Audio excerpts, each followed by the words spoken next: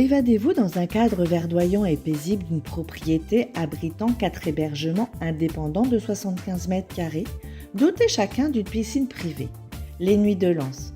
Les Nuits de Lens, votre oasis privée à Sainte-Anne, en Guadeloupe, pour une expérience de détente totale.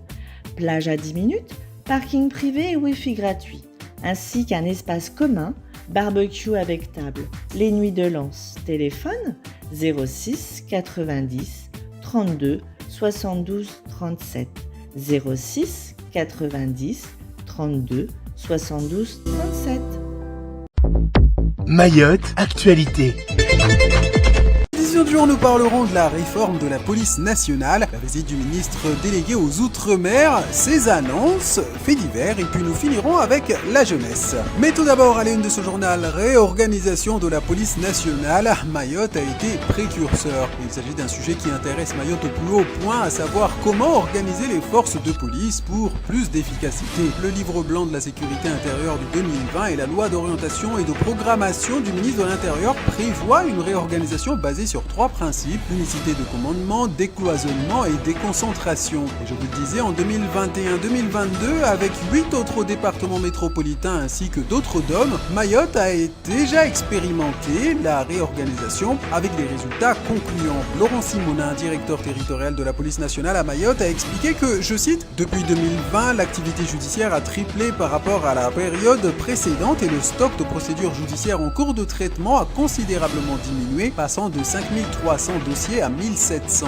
Le nombre de faits élucidés est en forte augmentation, passant de 1450 en 2020 à 3900 en 10 mois en 2023. » Fin de citation. La nouvelle organisation déconcentrée de la police nationale sera déployée progressivement sur l'ensemble du territoire national du 1er décembre de cette année donc au 1er janvier 2024 afin d'améliorer la sécurité intérieure. Et on en vient maintenant à la visite à Mayotte de Philippe Vigier, ministre délégué aux Outre-mer. Il a été accueilli hier à l'aéroport au son des chants et danses traditionnelles, ce qui a déchaîné par ailleurs de vives réactions sur les réseaux sociaux. Certains défendent que c'est la tradition mahoraise, mais pour d'autres, au moment où la métropole commence à découvrir les problèmes de notre île, ce n'était pas le moment d'envoyer des images d'un accueil festif. En tout état de cause, le ministre s'est rendu à Tchevani et à Cavani pour assister à une distribution de bouteilles d'eau aux personnes vulnérables et aux élèves des écoles. L'occasion pour lui d'échanger quelques mots avec les élus. Le ministre s'est ensuite rendu sur le campement de migrants africains à Cavani sans faire aucun commentaire. Il a tout juste expliqué, je cite, « J'ai 20 minutes de retard ». La députée Estelle Youssoufa, présente sur les lieux, a expliqué que, je cite, « Je voulais que le ministre voie, c'est impensable de laisser faire, ils occupent une structure publique,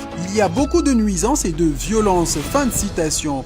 Vinurainim Kolomainti, le premier adjoint au maire de Mamoudzou, a quant à lui expliqué que la préfecture a promis des solutions de relogement pour ces personnes. Et comme on dit chez nous, Jishtema, s'agissant de la visite du ministre, faisons un petit focus sur ses annonces. Le ministre Philippe Vigier a de nouveau participé à un comité de suivi de la ressource en eau, à l'issue duquel il s'est montré rassurant. Il a rassuré que 20 000 mètres cubes d'eau seront produites chaque jour et que même après le vidange des retenues collinaires, avec l'arrivée prochaine des pluies, les capacités de production actuelles devraient permettre de faire la jonction sans devoir dépasser les 54 heures de coupure actuelles. Et d'expliquer qu'à compter du 20 novembre, 500 000 litres d'eau par jour seront distribués à la population sans en préciser les modalités. On pense forcément au recensement de l'INSEE duquel le ministre ne semble pas tenir compte. Par ailleurs, le ministre a annoncé qu'un osmoseur d'une capacité de 10 000 mètres cubes serait opérationnel dès avril 2024 et que le marché de l'usine de dessalement est lancé pour une mise en service en 2025. Enfin, le ministre a fait savoir qu'il reviendrait à Mayotte dans un mois pour continuer à superviser les chantiers mis en place ces derniers mois. Violence pour la suite de ce journal, avec plus précisément ces nouvelles violences conjugales. Et c'est du côté de Bandrabois où cette fois les associations spécialisées ont signalé un couple qui se déchire. Mercredi en fin d'après-midi dans le village de Bandrabois, comme à son habitude, un couple a commencé à se disputer dans leur maison. Pour des raisons encore obscures, le mari a menacé sa femme de la tuer, mais celle-ci est restée impassible. Mais voilà que le mari se saisit d'un chambon. À ce moment-là, la femme prend la fuite et trouve refuge chez une amie voisine à qui elle explique la situation. L'alerte est donnée aux forces de l'ordre. Les gendarmes arrivés sur les lieux n'ont pas réussi à retrouver l'homme dans le voisinage malgré le descriptif donné. Une situation très inquiétante pour la victime qui n'avait toujours pas déposé plainte jusqu'à hier jeudi. Or, c'est cette démarche qui lui permettra, à n'en pas douter, d'obtenir défense et réparation. Je vous propose de clôturer cette édition avec l'accompagnement du CRIJ à la jeunesse de Mayotte. Le CRIJ, Centre régional d'information jeunesse, accompagne les jeunes de Mayotte pour l'information autour de l'emploi, la formation, les sports, les loisirs, la santé, l'éducation ainsi que l'environnement. Ce ne sont pas moins de 33 000 personnes qui ont ainsi été accompagnées ces 3 dernières années. Le 17 octobre dernier, c'est devant le préfet Thierry Suquet et les élus que plus de 100 jeunes ont pu s'exprimer à l'hémicycle Younoussa Bamana. Quelques jours plus tard, le 26 octobre, ils étaient 275 jeunes présents au forum de la formation professionnelle de Kungu et nous vous en avions parlé dans nos précédentes éditions. Et le CRIJ reste mobilisé pour la jeunesse avec des projets comme les promeneurs du net, orientés sur les réseaux sociaux ou encore la boussole des jeunes pour la mise en relation avec un professionnel. Alors n'hésitez pas à vous rapprocher du CRIJ. On est tous passés par là et bon courage à vous, jeunesse. Souvenez-vous, hier, le ministre Vigier a dit que lui, il avait des informations comme quoi il pourrait pleuvoir la semaine prochaine. Si c'est le cas, c'est plutôt des bonnes nouvelles. Alors qu'est-ce qu'on a fait? On a vérifié. On a regardé. Eh bien, regardez ce que prévoit Météo France, notamment dimanche. Oui, il pourrait pleuvoir dimanche. Alors, pas non plus énormément, mais il pourrait pleuvoir. Pas suffisamment, ça c'est certain. Quoi qu'il en soit, quoi qu'il arrive, de toute manière, ça sera jamais suffisant par rapport au retard que l'on a pris. Mais c'est possible qu'il y ait de l'eau, en tout cas la faisabilité elle est de l'ordre de 80%, donc c'est possible. Dimanche est une chose, regardons lundi, le deuxième visuel, est-ce qu'il va pleuvoir? Oui!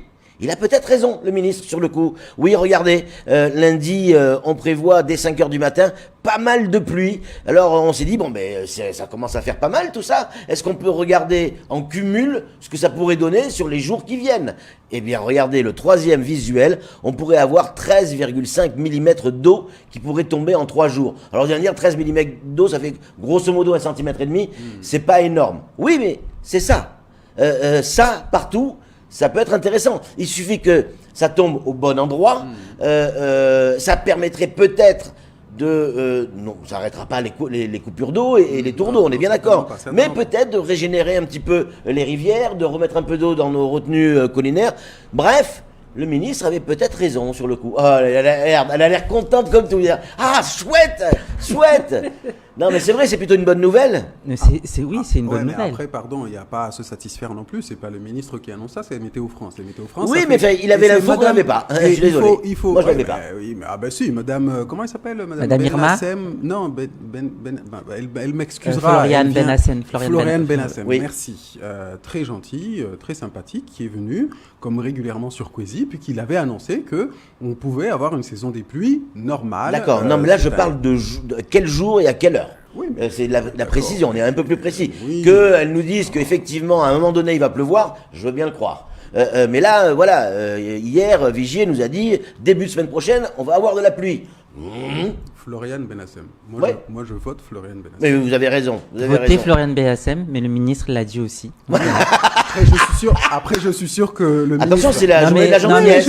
Après, je suis sûr que Floriane Benassem dira que... mais vous avez raison. Soyons réalistes, vous avez raison.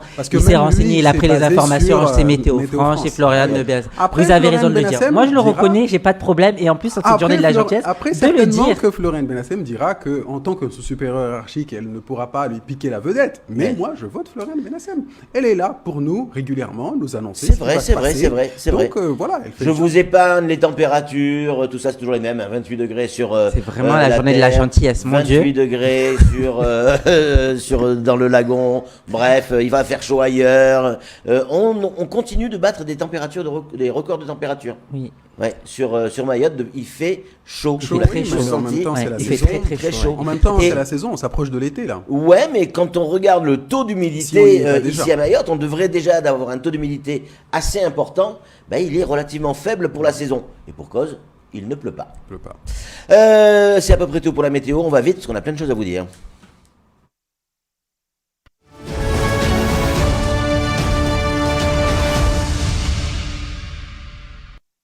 Optez pour la gamme de produits biodégradables pour le bien de Mayotte. Rendez-vous chez Odim, votre partenaire pour votre restaurant, vos fêtes et vos mariages. C'était votre programme présenté par votre agence Corsair Mamoudou. Corsair, voyagez en bonne compagnie.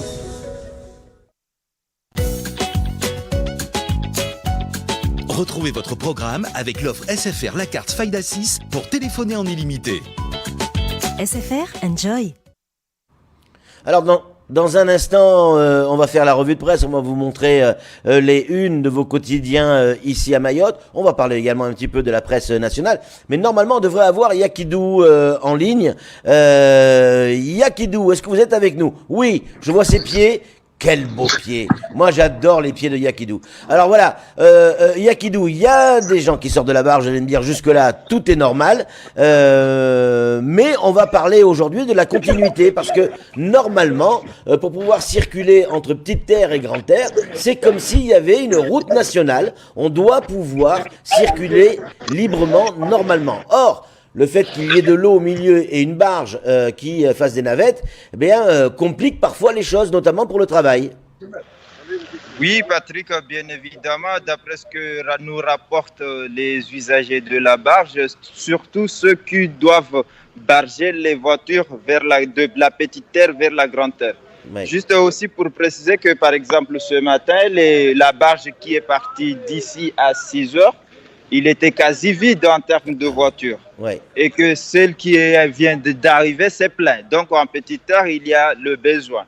Et que actuellement, avec les travaux, les navettes et tout, c'est possible que tu vas à la barge, tu pourras être à l'heure à 8 heures et tu rentres à l'heure à 9 heures. C'est ça ce que nous rapporte la population. Donc plutôt une bonne chose.